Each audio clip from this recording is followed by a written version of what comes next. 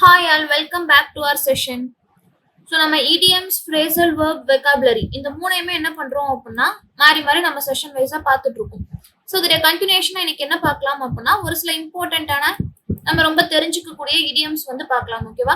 So idioms phrasal verb வெக்காபுலரிலாம் நமக்கு லட்சக்கணக்கில் இருக்கு. எல்லாத்தையுமே ஞாபகம் வச்சுக்க முடியாது. எல்லா கிளாஸ்லயுமே நான் சொல்றதுதான். ஸோ எதெல்லாம் ரொம்ப ஈஸியா இருக்குமோ, எதெல்லாம் நம்மளால ஞாபகம் வச்சுக்க முடியுமோ, ரீகலெக்ட் பண்ண முடியுமோ, அப்படிப்பட்ட வேர்ட்ஸை மட்டும் நம்ம லேர்ன் பண்ணலாம். ஸோ இடியம்ஸ்ல ஃபர்ஸ்ட் பாருங்க,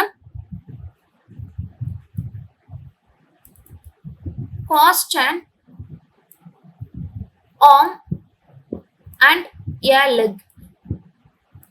cost and arm and a leg அப்படின்னா ரொம்பவே எக்ஸ்பென்சிவான ஒரு பொருள் அப்படின்னு சொல்லி அர்த்தம். Very expensive. So cost and arm and a leg அப்படிங்கிறப்போ வெரி எக்ஸ்பென்சிவ், ரொம்ப காஸ்ட்லியான ஒரு பொருள், வெரி எக்ஸ்பென்சிவ். ஸோ அடுத்து பாருங்க, பிரேக் a leg.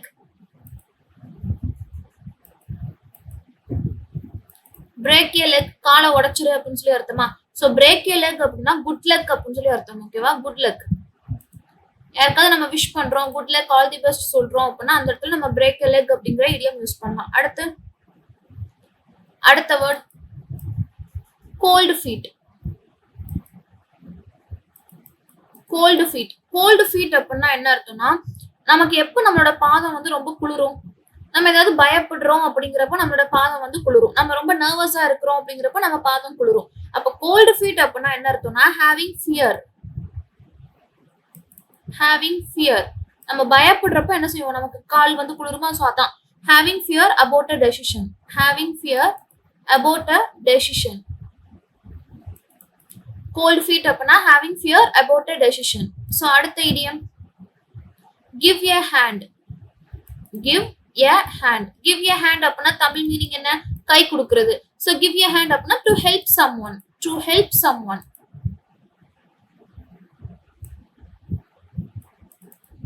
so அடுத்த word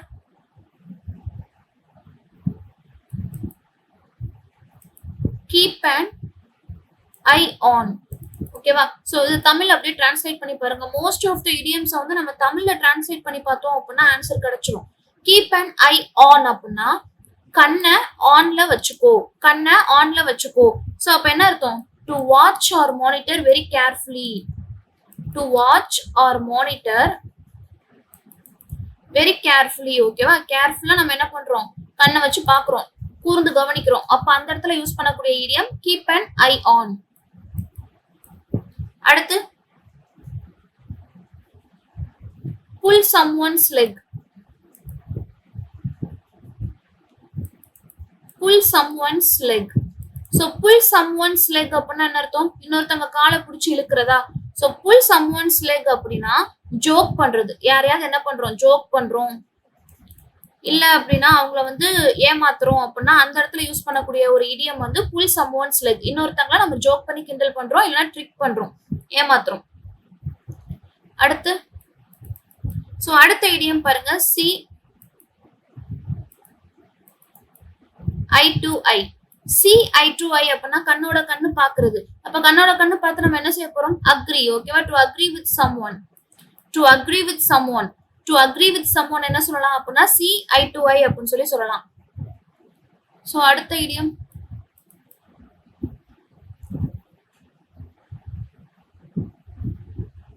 under. இது ஒரு நல்ல இடியம். under someone's thumb. under someone's thumb. thumbனா என்ன? பெருவிரல். இன்னொருத்தவங்க பெருவிரலுக்கு கீழே இருக்கிறதா? அப்ப under someone's thumb அப்படின்னா என்ன அர்த்தம்னா under someone's control. இன்னொருத்தவங்க கண்ட்ரோல்ல இருக்கிறத வந்து என்ன சொல்லலாம் அப்படின்னா under someone's thumb அப்படின்னு சொல்லலாம். ஓகேவா? controlled by someone else. controlled by someone else. So அடுத்த இடியம் all ears. all ears. all ears அப்படின்னா தமிழ்ல என்ன அர்த்தம்? எல்லா காதுகளும். அப்ப காதை வச்சு என்ன பண்ணுவோம், லிசன் பண்ணுவோம், கேட்போம். அப்போ fully listening or else attentive. very attentive இல்லனா fully listening அப்படின்னு சொல்லலாம். very attentive இல்லனா fully listening. all ears. அடுத்து face the music. face the music. அப்போ மியூசிக்னா என்னது? இசை. ஃபேஸ்னா என்னது? அத எதிர்கொள்றது அப்படி சொல்லாமா? அப்ப ஃபேஸ் த மியூசிக் அப்படின்னா to confront the consequences, to confront the consequences. Face the music na எதிர்கொள்றது. So to confront the consequences. அடுத்து lend an ear. ear na என்னது? again காது. So something related to ear அப்படின்னா to listen very carefully. ஓகேவா? to listen very carefully. again to listen very carefully.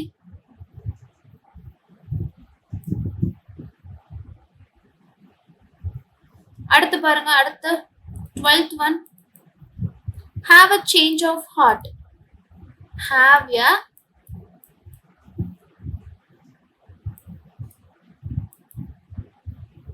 Have a change of heart.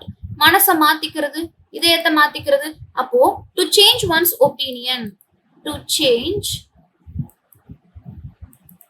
one's opinion,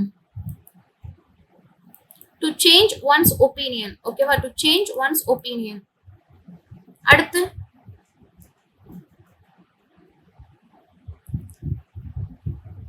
nose out of joint.